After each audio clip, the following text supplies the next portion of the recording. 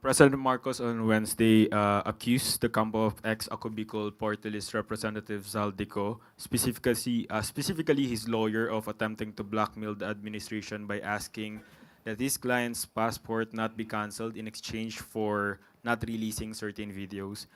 This was denied by Co's lawyer, Attorney Rui Rondain, on the very same day.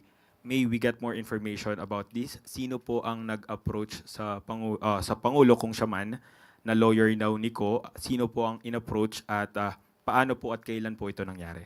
Salamat. Ulitin po natin ang sinabi ng Pangulo. Nilapitan po kami ng abogado ni Zaldico at nagtatangkang mag-blackmail na kung hindi po namin kakanselahin daw ang passport niya, hindi na raw siya maglalabas ng video. I do not negotiate with criminals. Yan lang po ang ilan sa mga nasabi ng Pangulo noong nakaraang Miyerkules, Wednesday.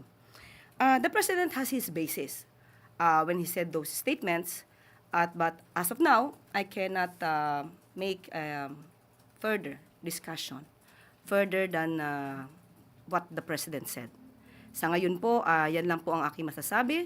At kung meron pa pong ibang detalye, at ako'y magiging authorized to say those details, saka ko na naman po sasabihin. But as of now, hanggang dyan lang po na muna ang aking masasabi. For our last question.